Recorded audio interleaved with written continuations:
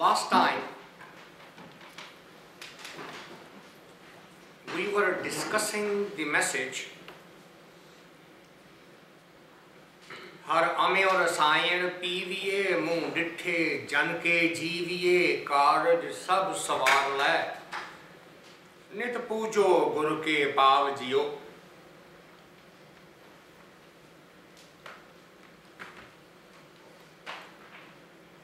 The suggestion was हर अमे और रसायन पीविए.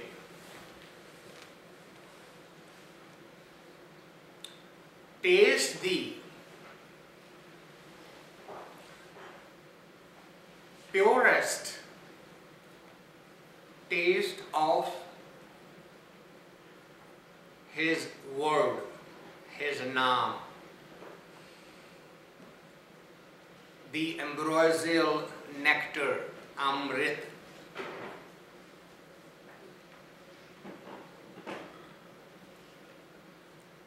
How did you taste that? Where do you get that? And the answer was मुँह डिठे जन के जीविए. Ditha means to see from within.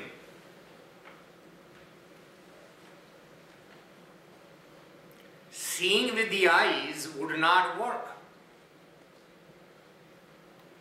When you will be able to taste that ambrosial nectar, when would you be able to taste? It says the moment you have become capable of ditha, means seeing from within, not using the physical eyes, but activate your inner seeing eye. Now to a scientific mind, this is all mumbo jumbo.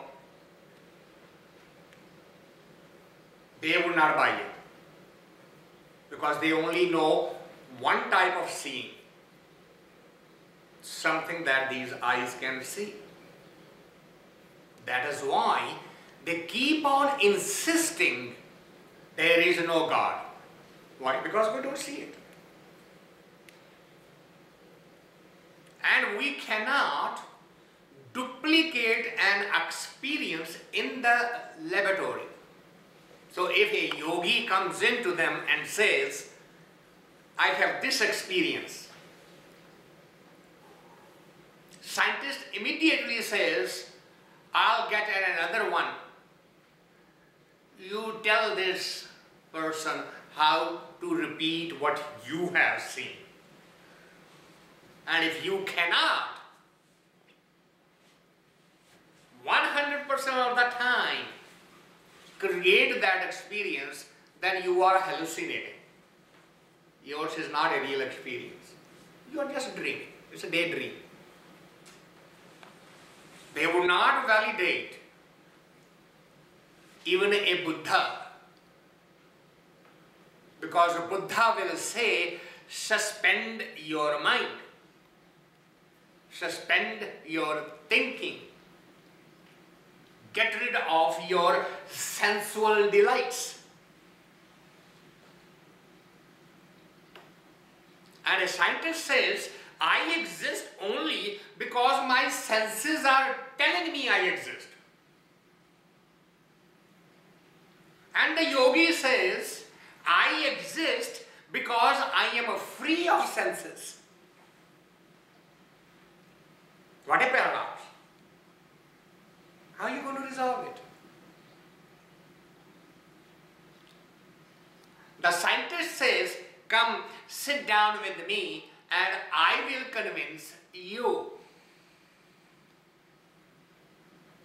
And the master says, go away from here. When you really want to know something, come back. Mystic doesn't want to convince you.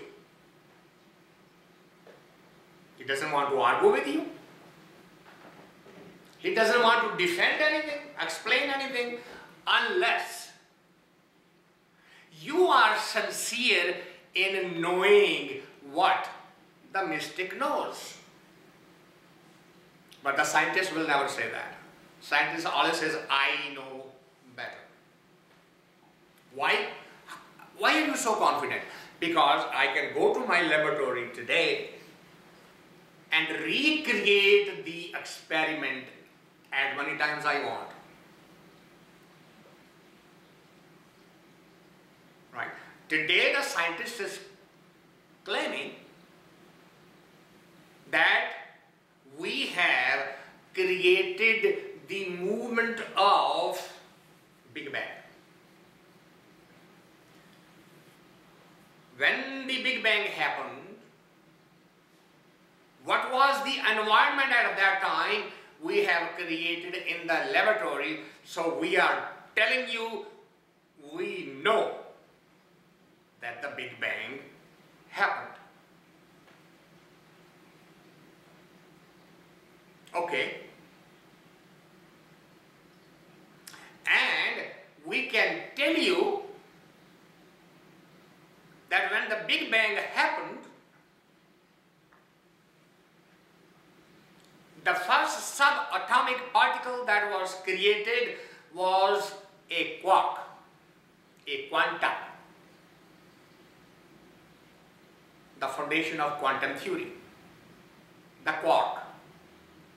And we noticed in the laboratory, while we were taking the pictures of these elements being created and disappearing, coming into life and disappearing, coming into life and disappearing, there was no God there creating quanta. But the quanta was being created and disappearing, and we actually measured the weight of that particle. So here is our proof that something can come out nothing without any creator required.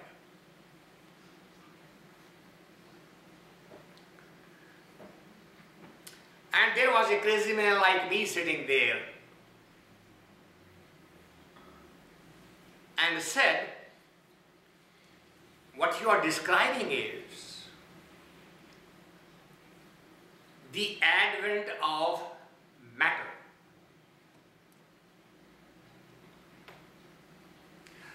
Now please tell me, where did the consciousness in that matter came in? And the answer was, and you can see all of that on the YouTube. The clear answer was, science has no clue when did the first conscious molecule arrived on the planet.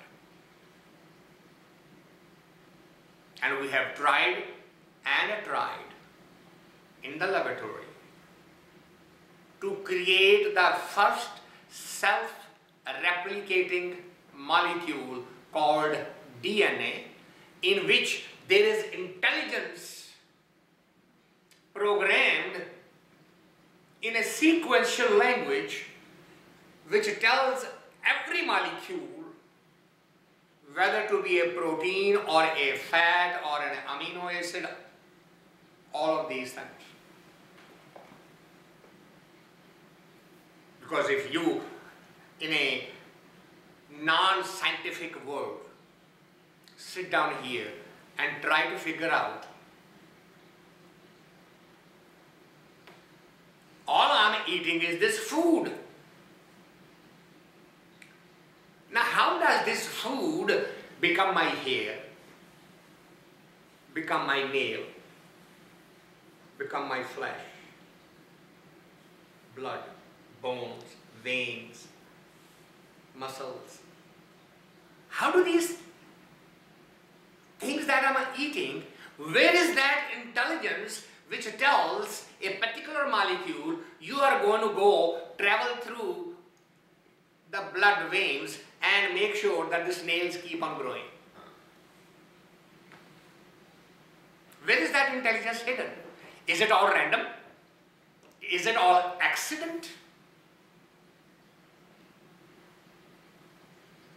And as a non-science person, all you could say, it is mysterious. And some mysterious force, some mysterious energy is making it happen. I cannot explain it. And the science is saying exactly the same. We can explain an iron.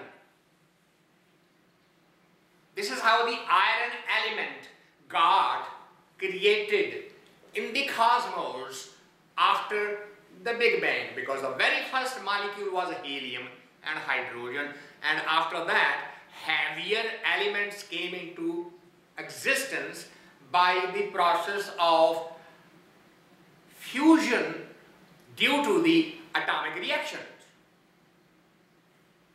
And that's all well and good. We are not going to argue against that.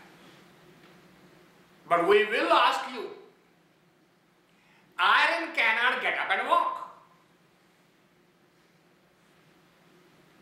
You help me scientifically to understand how did a molecule get up and walk. And the answer is we are still working on it. Then every science student sitting here, I would suggest, till that happens, don't get away from the creative energy. Don't declare God is dead. Don't declare that there is no God, because you have absolutely not proven it. Wait, hold your judgment. Don't publish books after books. Don't misguide the younger generations. They go into the school and the school starts teaching them evolution. And while they're teaching the evolution, which is only the evolution of the matter, and they start telling them there is no other thing you need to know. So where is the problem here? What is the scientist so offended by? Scientist is offended by the three major scriptures of the world: Torah, Bible, and Quran. A scientist is completely turned off by these biblical stories, biblical definition of the God, biblical nature of the God, biblical characteristic of the God, and the scientists say this is nonsense. And to be honest with you, they are right. Biblical understanding, definitions, explanations, education of the creative energy is all nonsense. Why? I'm not a scientist. I know enough to be dangerous.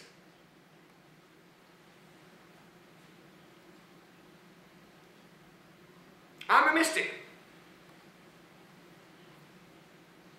I delve in the mysteries of life. And being a mystic, I can tell you from my personal experience that the biblical definition of God is completely wrong.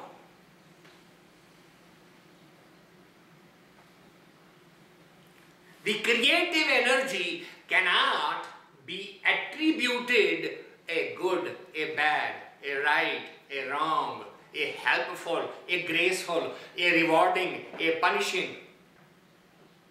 None of these characteristics to the creative energy. Those are all to the physical energy.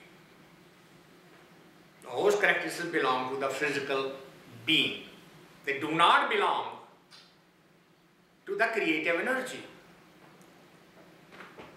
Creative energy is untouched by anything. But creative energy touches everything. Now you are going to say, Mr. Singh, you seem to have lost all your marbles. How do you explain this? Everything is touching him, but he is not touching anybody. He is touching anybody, but nothing is touching him. How are you going to explain that? If I am touching you, then by definition you are touching me. Hold it. This is where the humanity has gone wrong. This is where the entire misunderstanding about the creative energy happened. And we have used this example a number of times.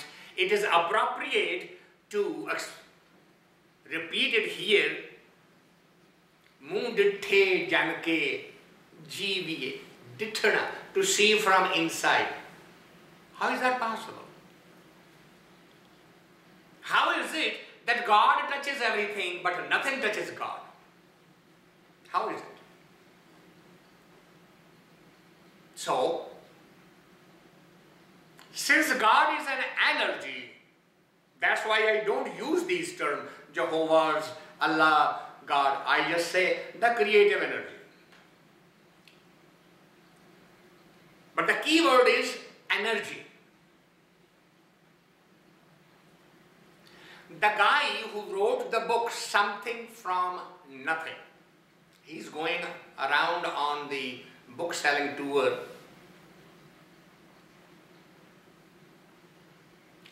And his hypothesis was that when he says nothing, it is really not nothing. That nothing is also something. Why? Because there is a certain mysterious energy. But sometimes the scientists do lose their mind. He calls that energy as gravity. But gravity exists between two material objects. And there were no material objects at the time of creation. Actually, they say for the first million years, it was just cooling down. The temperatures were so high. It is the cooling down that caused the freezing of the gases around it. Anyway. And he says that energy has a property. It cannot exist alone. It needs something.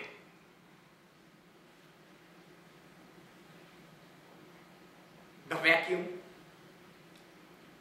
as we know, is the absence of everything. But nothing is not the absence of everything. But since he is arrogant enough, he would not admit that that energy is actually the creative energy. He calls it a gravity. So this creative energy, if we accept that definition, if you are not going to accept that also, then I think we are wasting your time. But if you accept that there is an energy, then the light, heat, sound, electromagnetism, they're all energies. None of them are visible. They can only be experienced by their effect.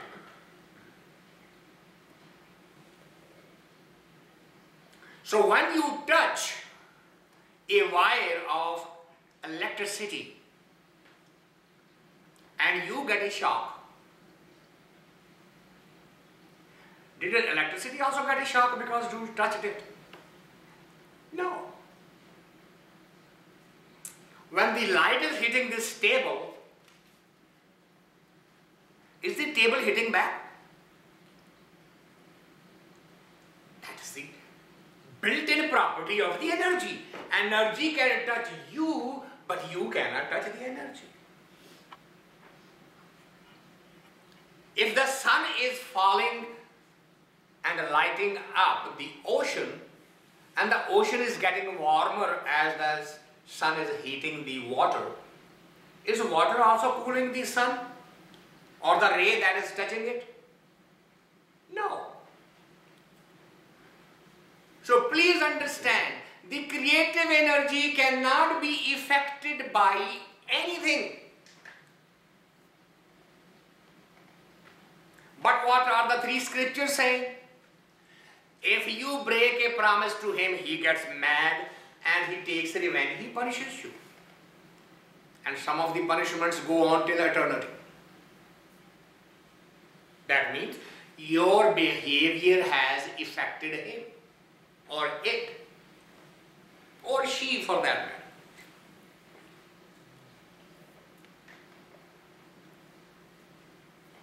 He neither gets angry nor gets pleased. He neither rewards nor punishes. You reward yourself and you punish yourself. You are your own judge. Because inside you there is a built-in mechanism which tells you what's right and what's wrong. Every one of us knows.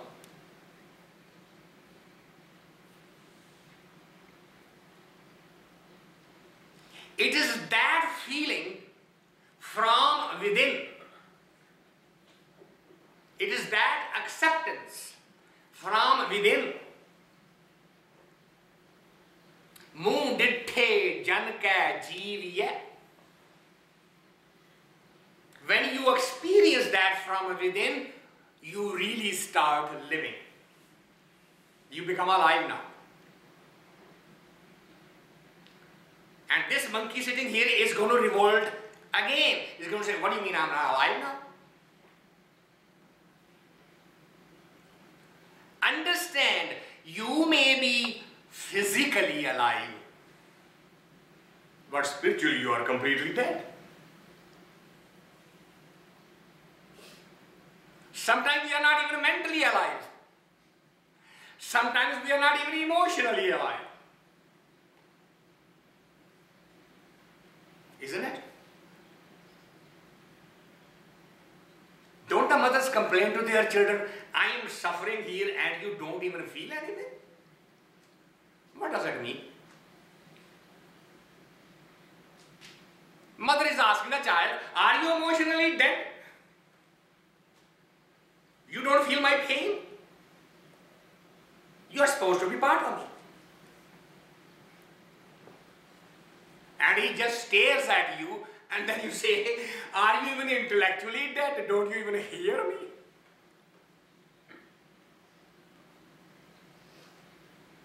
All the humans are just physically alive. And spiritually, they are never open. Sometimes they are open intellectually, sometimes they are alive emotionally, and most of the time they are alive physically. And what's required is to wake up, become alive at all four levels. So that you can live, you can appear fully alive. That's fully living. When the intellect is sharp, senses feel everything.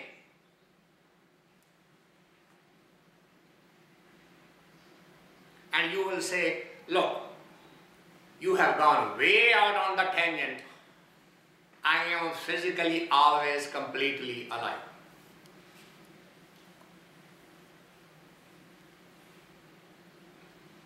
And I will ask you only one simple question.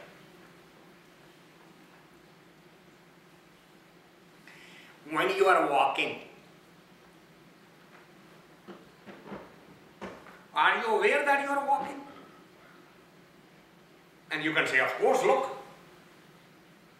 But that wasn't my question. My question was, are you aware? What do you mean I am aware or not? I'm picking up one leg and putting the other down. What more do you want?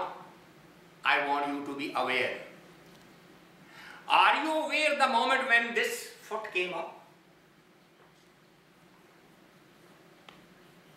Are you aware when this foot came down? Are you aware that there was a fraction of a moment when this foot was coming down, this thing has not yet come up, and they were both touching the ground? Are you aware that fraction of a moment when you have already lifted this and haven't put this one down, and there is a fraction of a moment when both feet are up the ground? I recommend to each and every one of you, when you get up after the talk, become alert and aware of your walking, your getting up. When you are drinking your cup of tea, are you aware how is this hot water going down your esophagus and slowly descending and then becoming part of your stomach and then start the stomach digestion process? Are you aware? And you say, I'm physically very alive? No, you are not alive. You are a semi-conscious zombie. And what's required is to be alive at all four levels. Physical, emotional, intellectual, and spiritual. When you become alive, what happens? manDhay janmai jee-o. You see him from inside and you become completely alive.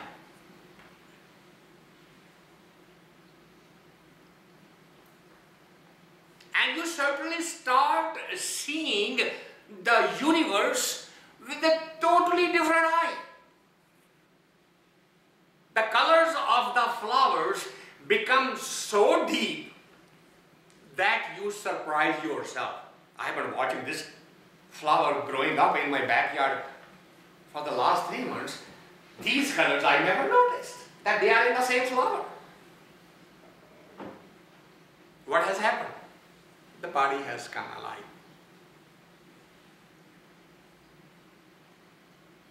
The very first experiment that was done in Switzerland when LSD was invented was to use Aldous Huxley, poet of his time, as a subject to experiment on. He was given the sample of LSD and was taken to a garden. And the only thing he could see for the first time was, I have never seen colors like this. If you want to read his full experience, read the Doors of Perception by Aldous Huxley. Because new doors are open. That's why he called it Doors of Perception. Dithana, to become alive. And when you become become alive, what happens? Karj sab savar la nit pujo gur ke avji-o.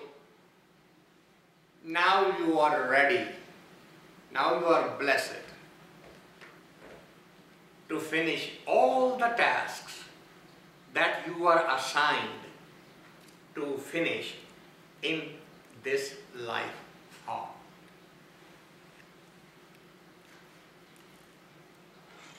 That is your spiritual evolution. And who caused it? Why? He says, well, don't try to argue. You are bringing the intellect. You are bringing your brain back into it. Stay there. Where? Johar keetaa aapnaa, tineh gusaa-ee jaapnaa, sooraa parDhaan so, mastak jee-o bhaag. So don't bring your brain into this.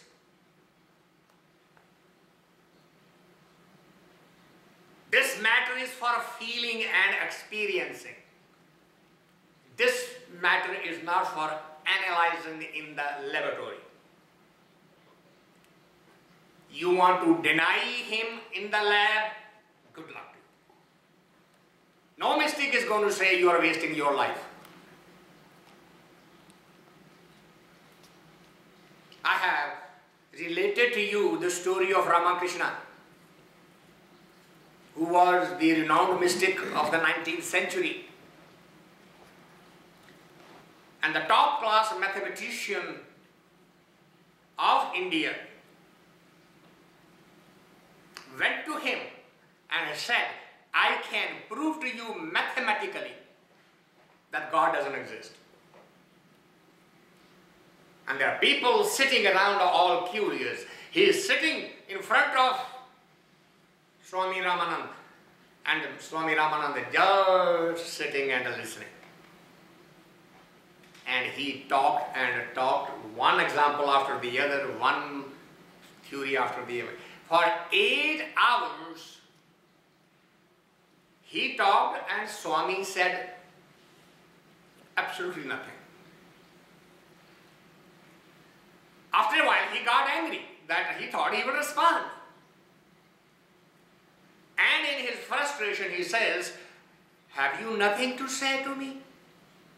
Have I proven to you that the God doesn't exist? Do you agree with me now?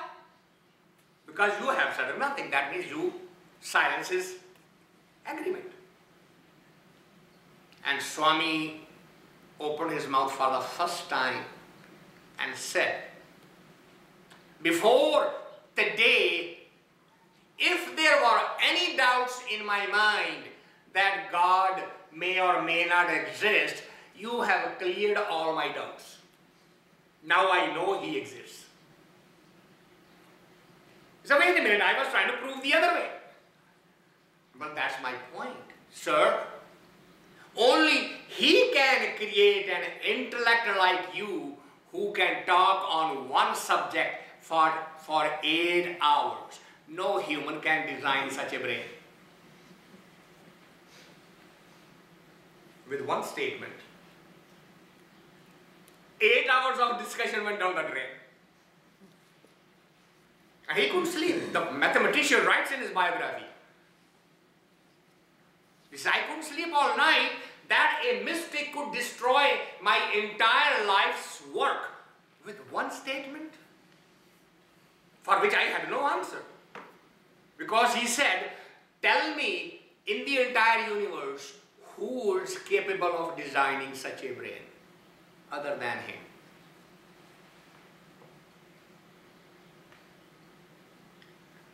You want to have that brain and be pleased with that, good luck to you. What's required here? Johar keetaa aapnaa. Whatever is happening, he is doing.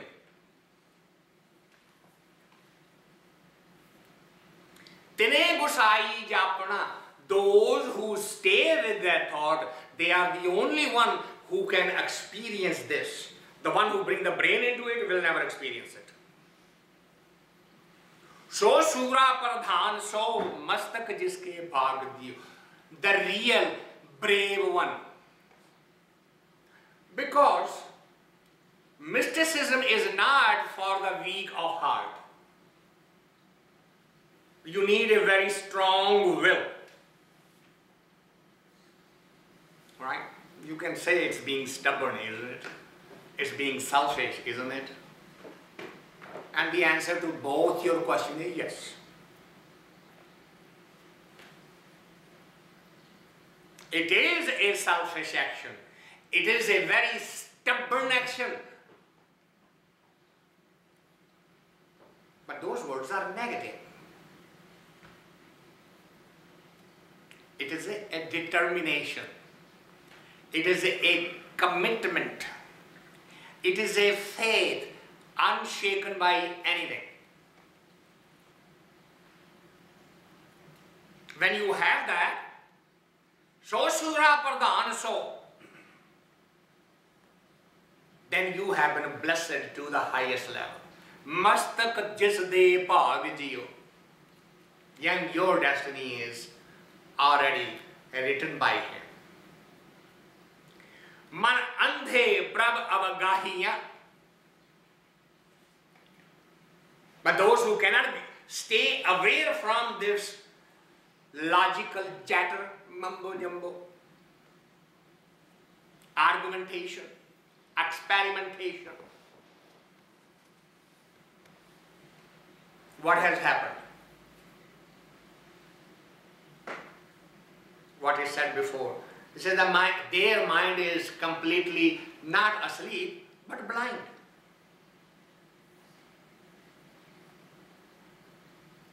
Why the mind is blind? Because it is only listening to what it is saying to himself. What is saying to himself? I am right, everybody else is wrong. I know, nobody else does. And what I know is perfection. I don't need to improve anything.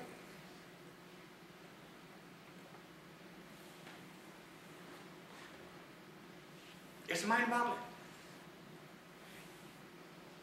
When I am talking about myself, I do not even leave 5% room for myself to escape by saying, I could be wrong. No, that 5% is given to the other. The 5% chances are you might be right, but 90% chances are that you are wrong. I am 100% right.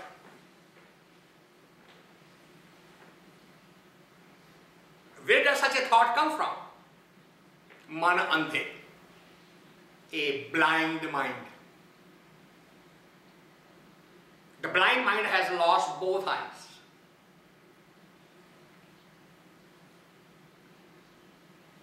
manDhay parabh avgaahee-aa.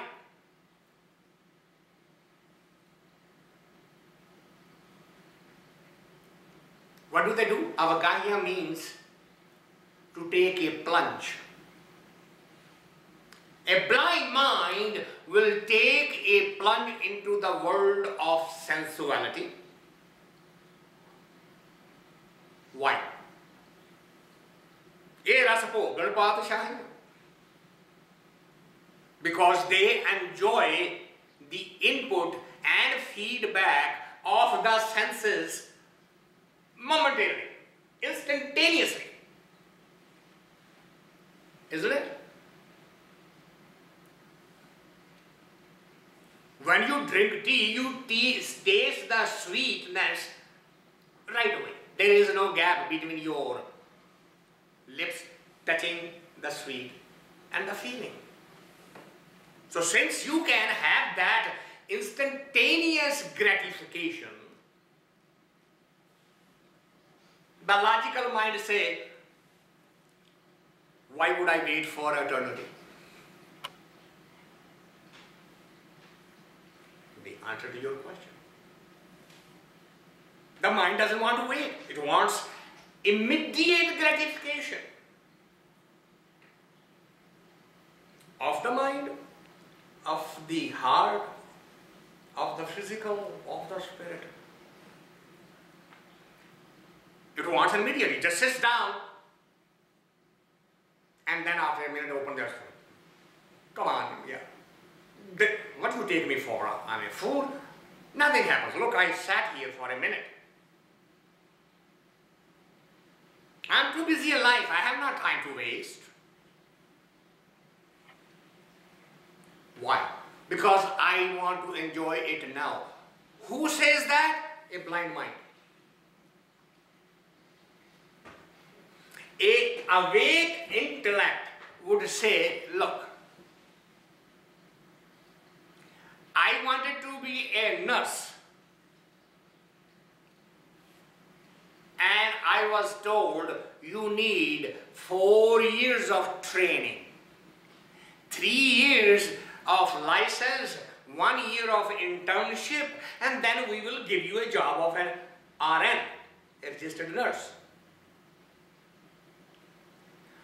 That I am willing to wait for 4 years. What if a mystic tells you, you give that commitment for 90 days of your life, for 90 minutes every day? Oh, you got to be nuts. I don't have 90 days or 90 hours out of this. How can I take 90 minutes out of every day? And they have a list. It takes me so much time to get up, eat, drink, drive, work, come home, eat, drink, drive. But I'm willing to spend 4 years or 7 years to become an MD, 6 years to become an engineer, 6 years to become a dentist. That is okay. And by the way, I'll pay through my teeth.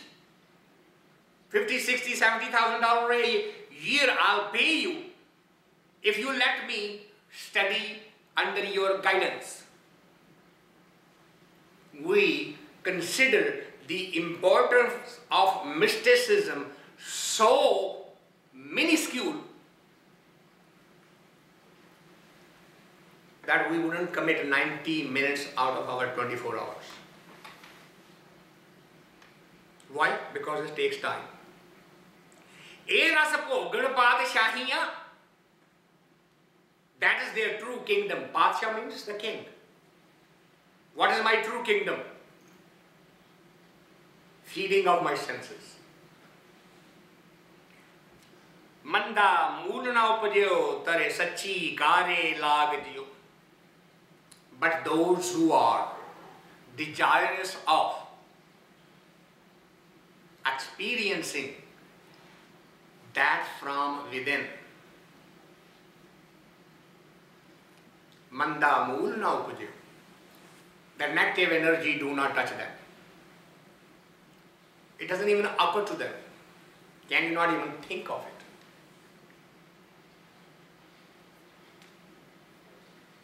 What do? Taray, sachee, kaarai. They are looking for pure truth. And they keep on seeking that. And when that happens, kartaa man vasaa-i-aa, janmai ka phal paa-i-aa, man bhavandaa, har kant tera thir ho vaso avji-o. Then you are now coming home. And what is happening? Coming home means what? Kartaa mane vasaa-i-aa. Karta means that creative energy. Mane means inside your heart. Now he is beginning to show his glimpse. Many of you who are regular meditators, you know that, what happened today? What was this experience? Never seen it before. What's going on? Get the mind out of the way. Those are the glimpses. Don't analyze it. Don't judge it. Don't wonder about it. Don't be scared by it. Just accept it. It's a grace. It's a gift. It's beginning to show. Your efforts are beginning to bring fruit. Kartaa mane vasaa-i-aa, janmai ka phal paa-i-aa. Because this is your true purpose of life. Phal, the end result, the fruit. The seed is the meditation. And his light personifying from within is the fruit. Man bhavandaa kanta hartera. You have been accepted. Harkant, the creative husband of us all. He is now accepting you. He is inviting you. Go slowly. Stay on the path. Become stable. Thir. Thir hova sohagdiyo. Become stable now. Don't be wishy-washy. Don't be shaky. You're on the right path. Atal padarth paya pa panjan ki sarnaa-i-aa laa-ay taari-an jitta janmai aparidyo. This is the objective of your life. You want to achieve something which is not subject to the change due to time and space. Atal, immovable, something that cannot change. And there is only one thing in this universe that cannot change. That is the creative energy. Atal padarth paya. Achieve that gift. Become capable of that. Become worthy of that. Bhavandaa ki sarnaa-i-aa. Surrender to his will. Laa-ay taari-an. Then, laa-ay means he literally takes you in his abode, in his lap, and blesses you with the ultimate reward, which is jitta janmai. Jitta means to win. Win what? The game of coming and going, coming and going. You have won that game. And that should be your destiny. That should be your effort. That should be your goal. It is for every single human on this planet. Regardless of what your belief system is, where you were born, how you were raised, does not matter. It is for everyone. So that's the hymn number 30 on page 132. And we'll take a pause here. Thank you all for coming. And if anything offended any one of you, I sincerely apologize. Now the lines are still open if anybody has a question or comment.